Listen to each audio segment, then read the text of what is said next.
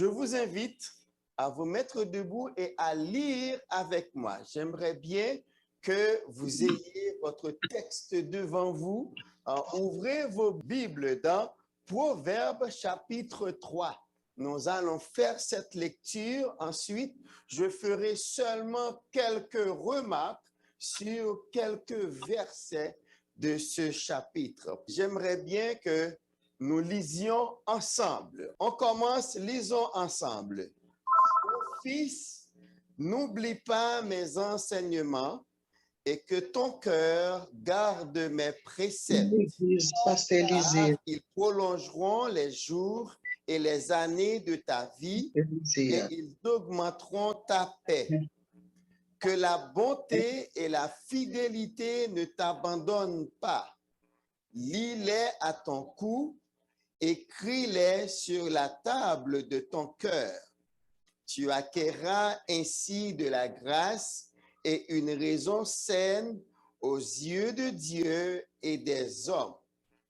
Confie-toi en l'Éternel de tout ton cœur et ne t'appuie pas sur ta sagesse. Reconnais-le dans toutes tes voies et il aplanira tes sentiers. Ne sois point sage à tes propres yeux. Crains l'Éternel et détourne-toi du mal. Ce sera la santé pour tes muscles et un rafraîchissement pour tes os. Honore l'Éternel avec tes biens et avec les prémices de tout ton revenu. Alors tes greniers seront remplis d'abondance et tes cuves regorgeront de moût. Mon fils, ne méprise pas la correction de l'Éternel et ne t'effraie point de ses châtiments, car l'Éternel châtie celui qu'il aime comme un père l'enfant qu'il chérit. Heureux l'homme qui a trouvé la sagesse et l'homme qui possède l'intelligence, car le gain qu'elle procure est préférable à celui de l'argent et le profit qu'on en tire vaut mieux que l'or. Elle est plus précieuse que les perles, elle a plus de valeur que tous les objets de prix. Dans sa droite est une longue vie, dans sa gauche, la richesse et la gloire. Ses voies sont des voies agréables et tous ses sentiers sont paisibles. Elle est un arbre de vie pour ceux qui la saisissent et ceux qui la possèdent sont heureux. C'est par la sagesse que l'Éternel a fondé la terre. C'est par l'intelligence qu'il a affermi les cieux. C'est par sa science que les abîmes se sont ouverts et que les nuages distillent la rosée.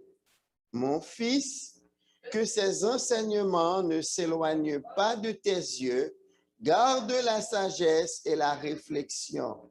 Elles seront la vie de ton âme et l'ornement de ton cou. Alors tu marcheras avec assurance dans ton chemin et ton pied ne heurtera pas. Si tu te couches, tu seras sans crainte, et quand tu seras couché, ton sommeil sera doux. Ne redoute ni une terreur soudaine, ni une attaque de la part des méchants, car l'Éternel sera ton assurance, et il préservera ton pied de toute embûche. Ne refuse pas un bienfait à celui qui y a droit quand tu as le pouvoir de l'accorder. Ne dis pas à ton prochain, va et reviens, demain je donnerai quand tu as de quoi donner. Ne médite pas le mal contre ton prochain lorsqu'il demeure tranquillement près de toi. Ne conteste pas sans motif avec quelqu'un lorsqu'il ne t'a point fait de mal.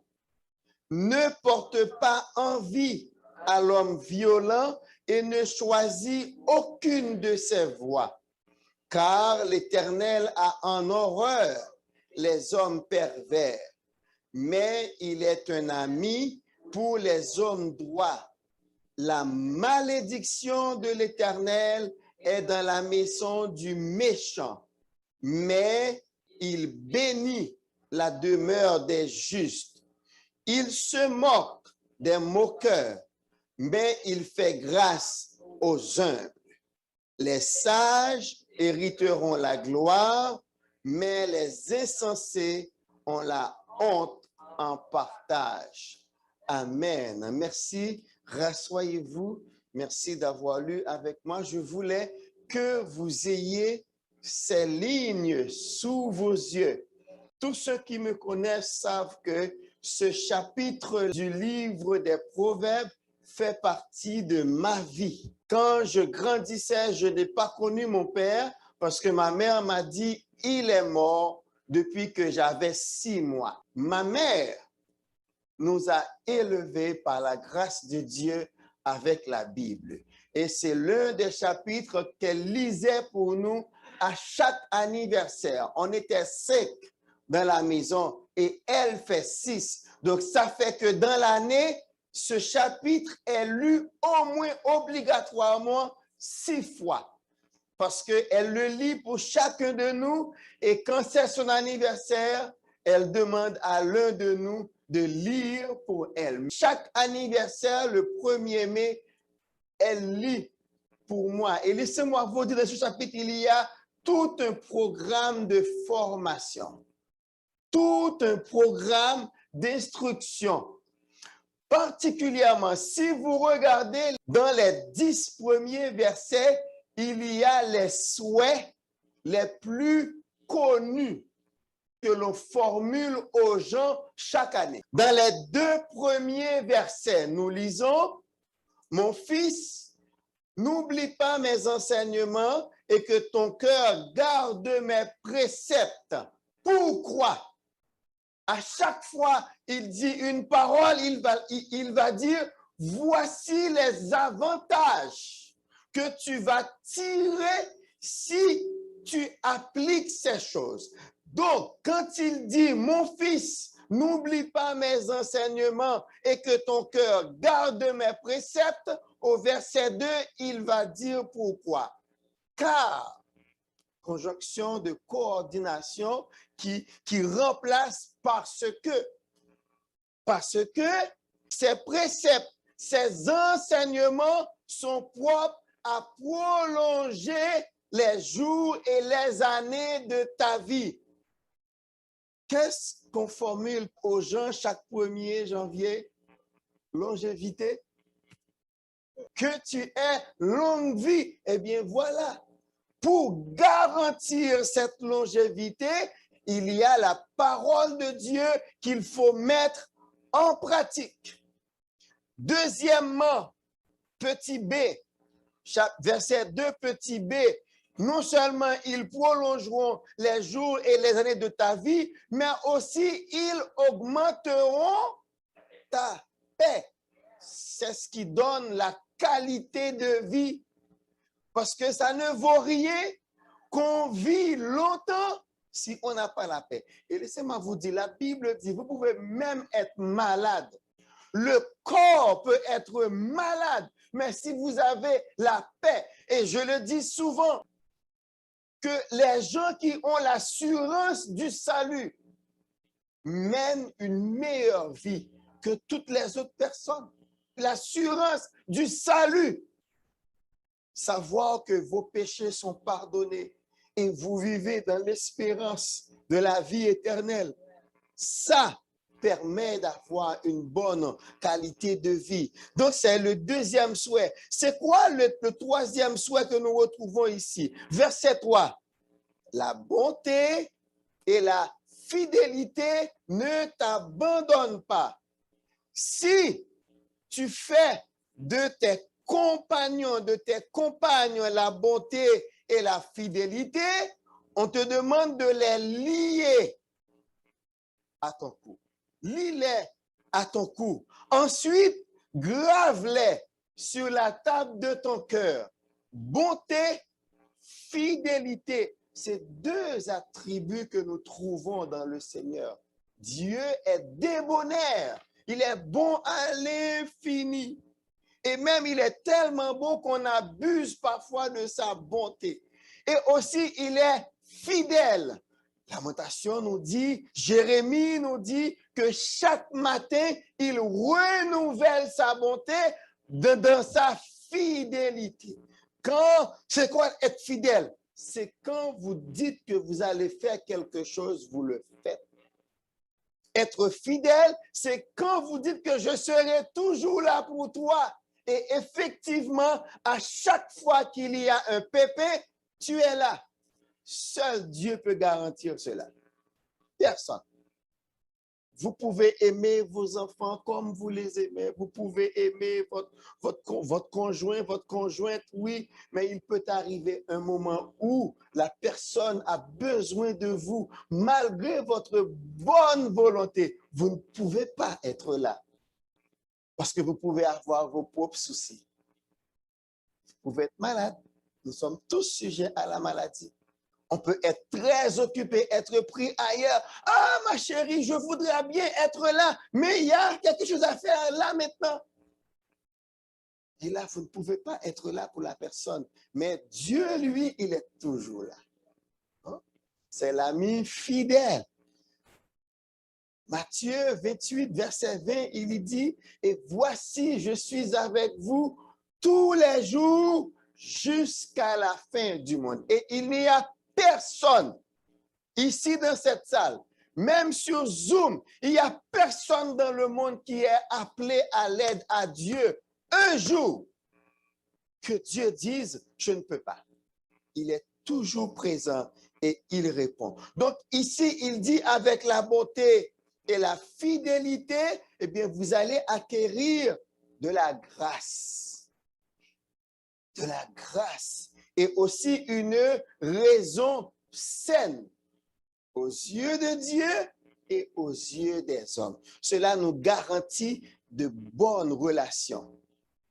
Une relation avec Dieu, et ça pour moi c'est le plus important, avoir une relation avec Dieu et de bonnes relations avec nos semblables. Ce sont des souhaits également que nous formulons aux gens dans leur travail, des gens qui ont besoin des relations, eh bien on leur formule ces souhaits. Nous avons une autre formule, le quatrième souhait, verset 5. Confie-toi en l'Éternel de tout ton cœur et ne t'appuie pas sur ta sagesse. Ne soyez pas outrecuidants, pensant que c'est vous qui connaissez tout, que tout le monde, et puis vous regardez les gens de haut. Non, vous avez une trop haute estime de vous-même. Non, la Bible dit non, non, ne faites pas ça. Qu'est-ce que ça va faire?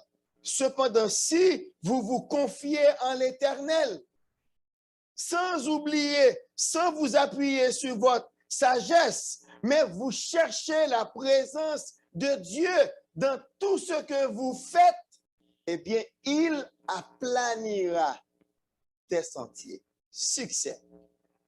Vous allez réussir si vous vous appuyez sur Dieu au lieu de vous appuyer sur votre expérience, vos compétences, vos capacités, vos connaissances, votre intelligence. Non, la Bible dit non.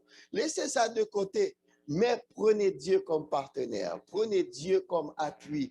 Confie-toi en Dieu et c'est lui qui va aplanir. C'est lui qui va assurer votre réussite. Il aplanira tes sentiers. Le succès est de la confiance en Dieu. Sixième souhait que nous retrouvons. Cinquième, il y a des gens qui disent, c'est ce qui est l'essentiel.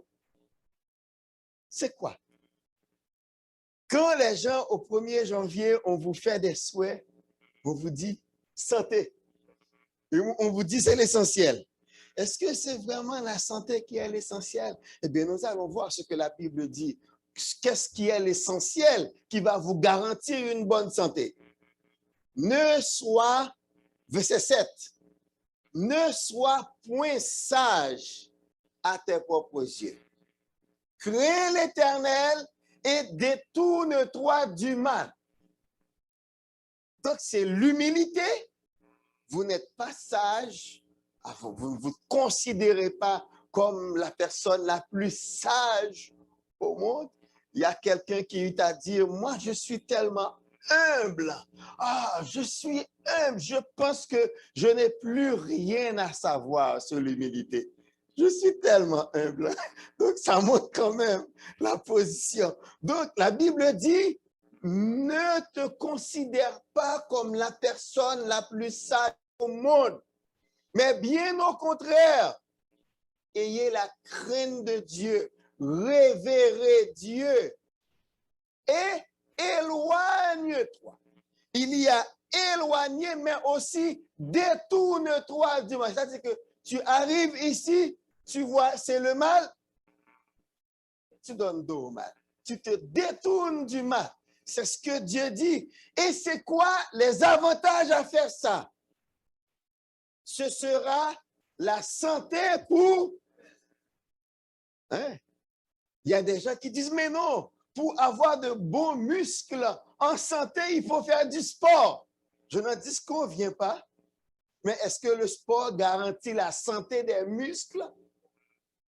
Vous pouvez être un bon sportif, mais vos muscles dépérissent parce que vous pensez que c'est vous. Et là, c'est la santé psychologique. Ce sera la santé pour tes muscles et un rafraîchissement pour tes os.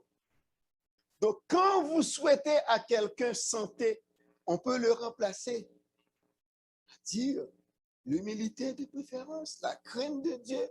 Je te souhaite de craindre Dieu et d'être humble parce que c'est ça qui va garantir non seulement la santé physique, mais aussi la santé mentale.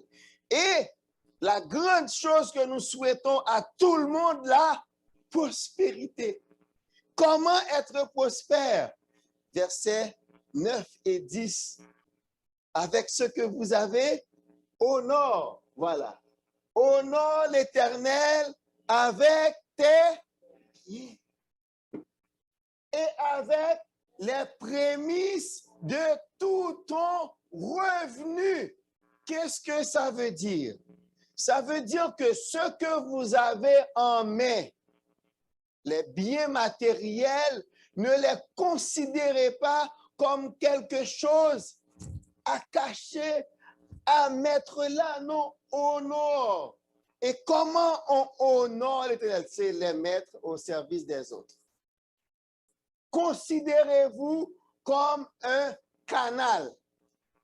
Hein? C'est quoi un canal? Le canal le plus utile, qu'est-ce que ça fait? Ça laisse passer l'eau. C'est ça un canal utile. Il laisse passer l'eau pour faire quoi? Pour aller arroser des terres. Un canal qui garde l'eau, qu'est-ce qui va se passer? L'eau va stagner, le canal va salir et ça va sentir mauvais, on ne va pas l'utiliser.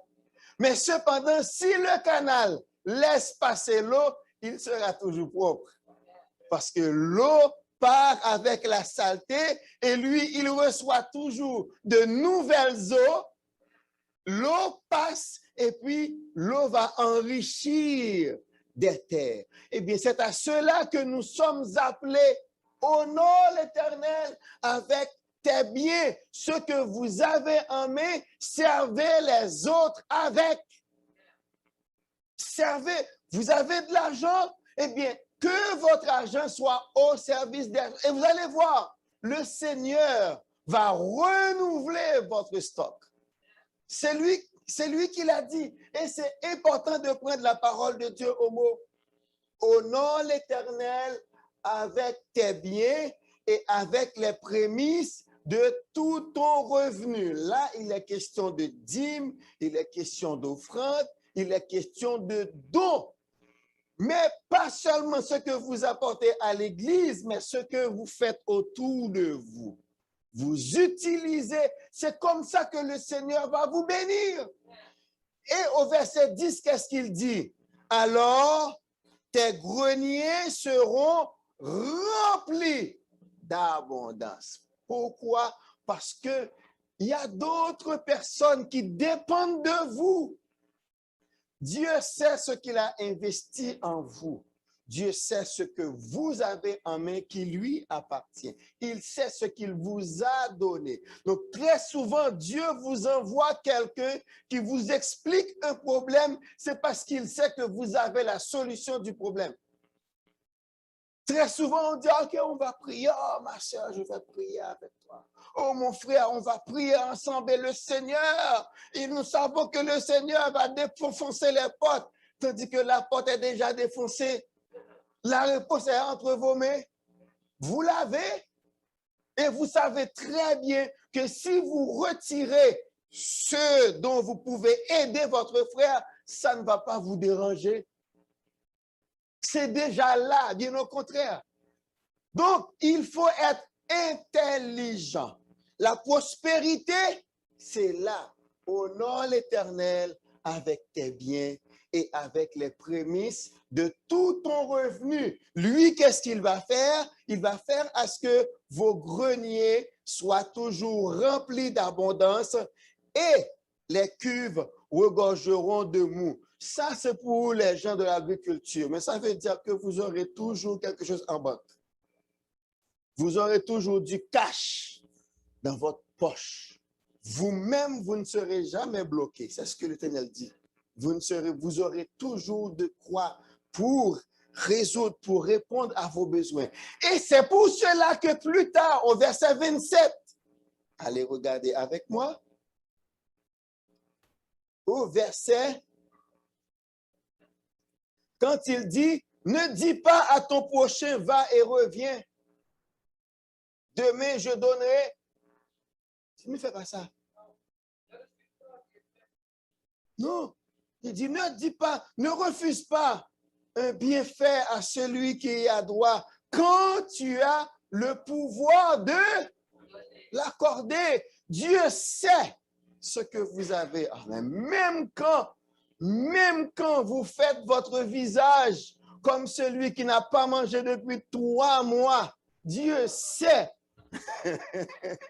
Dieu sait que vous avez de quoi donner. Et il dit ici, ne dis pas, verset 28, ne dis pas à ton prochain, va et reviens, demain je donnerai quand tu as de quoi le faire. C'est pour votre bénédiction. Donc, quand je dis dans ce chapitre, il y a tout un programme de formation, un programme d'instruction. C'est vrai, naturellement, le monde n'est pas d'accord avec cette valeur.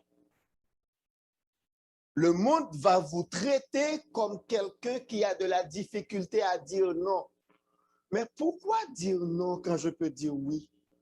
Le moment viendra, bien au contraire.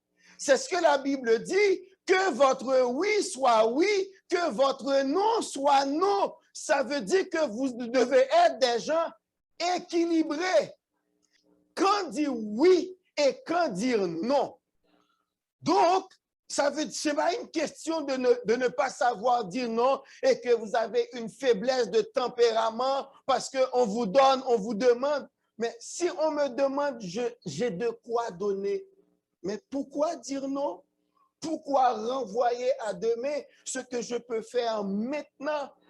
Et même apôtre Paul va nous dire dans 2 Corinthiens, je crois chapitre 6, quand il avait apporté les offrandes pour les frères de Judée, il a dit aux gens qui avaient donné, ce que vous avez donné a donné lieu à des actions de grâce.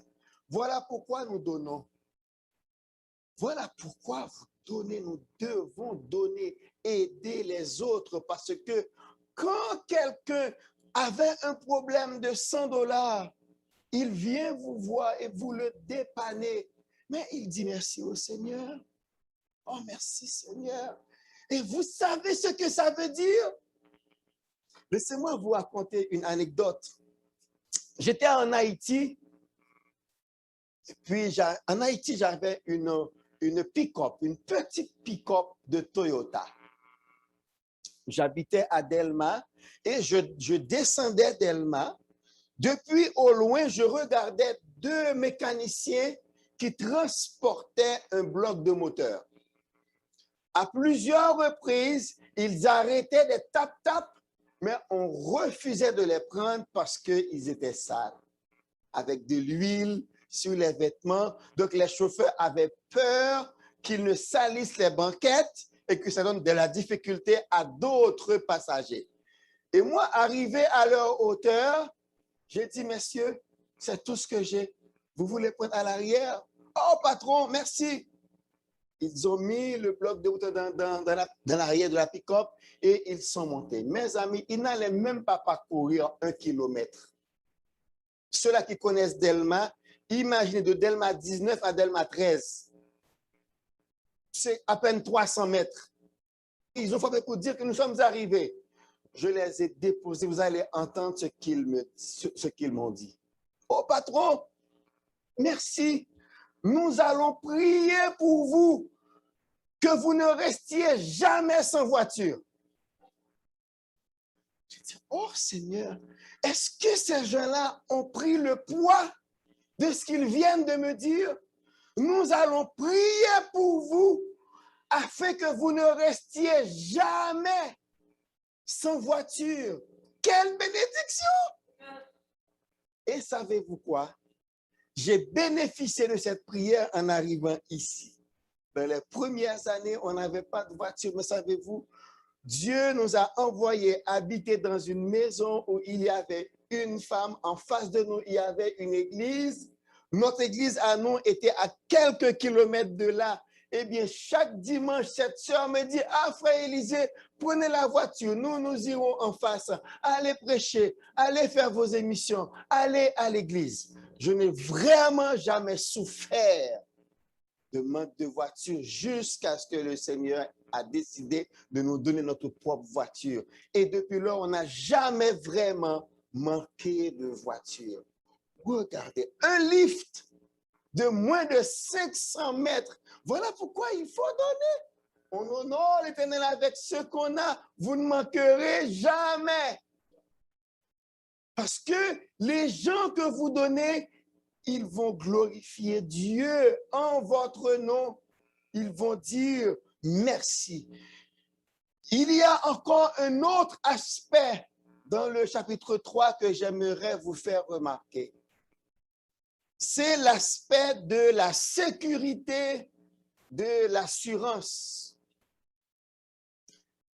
Vous connaissez le concept d'assurance.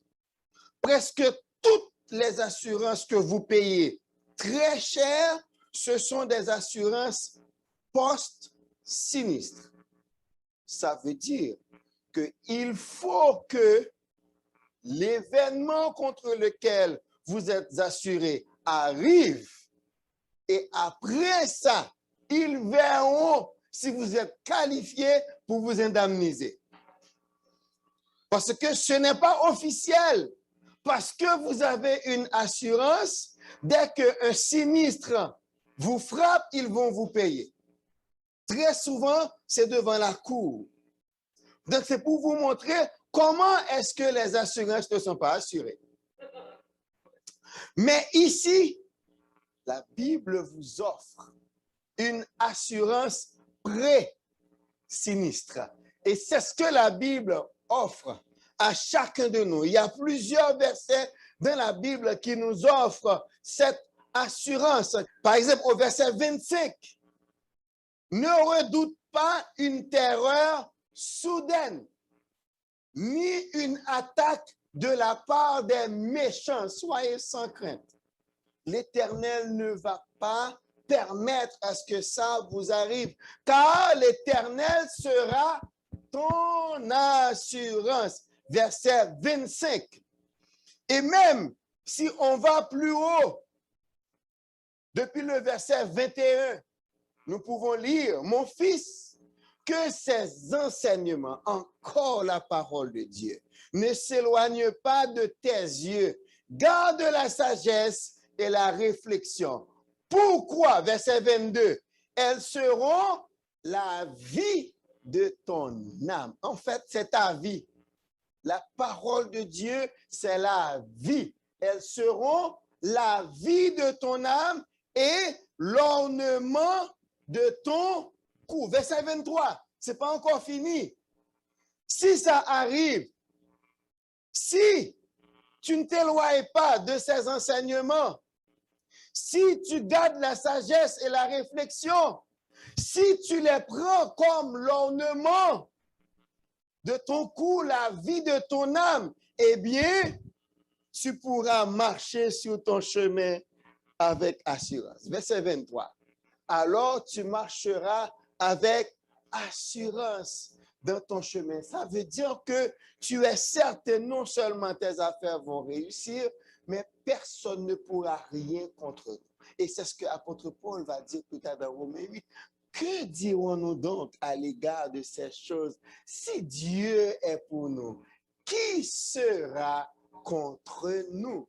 Assurance pré-sinistre. Et je vais vous envoyer encore dans la Bible. Allons dans Daniel 3. Assurance pré-sinistre. Toutes les assurances vous disent si vous êtes brûlé, si vous êtes brûlé, on va faire ci, on va faire ça. Mais regardez une assurance qui vous protège contre la brûlure même. Les 3 jeunes Hébreux, on les avait lâchés dans une fournaise, chauffés 7 fois. Les gens qui les avaient lâchés dans la fournaise sont morts, mais eux, ils marchent dans la fournaise sans difficulté. Le feu, voulez-vous avoir une assurance contre le feu? Pas une assurance contre un incendie, quand l'incendie arrive, mais contre le feu même. Le feu qui ne vous brûlera pas. Daniel 9. Daniel a été jeté dans la fosse au lion. Assurément, il y a des gens qui prennent des assurances vie. Des assurances vie qui assurent de préférence votre mort. Si vous mourrez, mais si vous ne mourrez pas, vous n'avez rien et vous allez continuer à payer. Il faut mourir pour jouir. Il faut mourir pour jouir d'une assurance vie. Eh bien, moi, ce matin, je vous offre une assurance vie. La vraie assurance vie que vous pouvez bénéficier pendant votre vie ici, là, maintenant. C'est Jésus-Christ. Il dit, venez à moi, vous tous qui êtes fatigués et chargés, et je vous donnerai du repos. Ce n'est pas le repos Saint-François, ni le repos Notre-Dame. C'est un repos après la mort. La vie n'est plus là. Mais le repos pour votre vie, Jésus vous l'offre ce matin. Si vous êtes là parmi nous, si vous nous écoutez sur Zoom, vous n'avez pas encore Jésus-Christ. Écoutez, je ne suis pas en train de vous dire que vous n'allez pas connaître certaines difficultés. Vous allez, je viens de vous parler des 3 jeunes Hébreux qui ont été dans la fournaise. Je viens de vous parler de Daniel qui a été dans la fosse au lion. Mais moi, ce que moi je vous assure, c'est que si vous prenez Christ maintenant, eh bien, dans votre fosse, dans vos fournaises, il sera avec vous. C'est ça l'assurance. C'est que Dieu sera avec vous, même à travers les difficultés, à travers les vicissitudes de la vie. Allez lire dans Matthieu 7, où Jésus-Christ dit, celui qui écoute ma parole et qui la met en pratique est comme quelqu'un prudent qui a construit sa maison sur le roc. Tandis que celui qui écoute la parole et qui ne la met pas en pratique est comme un homme fou qui a construit sa maison sur le sable. Les 2 maisons, une maison sur le roc, une maison sur le sable. Les 2 vont confronter les mêmes difficultés. C'est pour vous dire que dans la vie, il y a des choses qu'on appelle les vicissitudes de la vie. Mais la différence, c'est que celui qui a Christ, qui écoute la parole, vous allez voir dans le livre, dans ce chapitre 3, il est toujours question des préceptes, des enseignements. C'est ce que Jésus-Christ dit. Si vous écoutez et que vous mettez en pratique, n'oubliez pas, Apocalypse 1, 3, heureux celui qui lit et ceux qui entendent et qui gardent. Ça veut dire mettre en pratique. Ça ne vaut rien d'entendre seulement. Ah, il a prêché un bon message, ce monsieur. Ah, c'était bien le texte qu'il a lu. Oui, mais qu'est-ce que ça vous dit, vous? Qu'est-ce que vous allez en faire? Parce que ce n'est pas seulement d'écouter, mais c'est d'appliquer. On n'écoute pas rien que pour écouter. Ça se fait à la télé quand vous voyez les gens, les humoristes. Eh bien, vous les écoutez rien que pour les écouter. Mais la parole de Dieu, on écoute ça et puis on le met en pratique dans sa vie. Et on prie pour que cette parole puisse transformer, changer les choses. Donc, c'est ce que nous lisons ici. Vous ne allez redouter de rien du tout. Ne redoute ni une terreur soudaine, ni une attaque de la part des méchants. Ça veut dire que ne perdez pas votre temps à surveiller toute la nuit. L'Éternel surveille pour vous. Hein?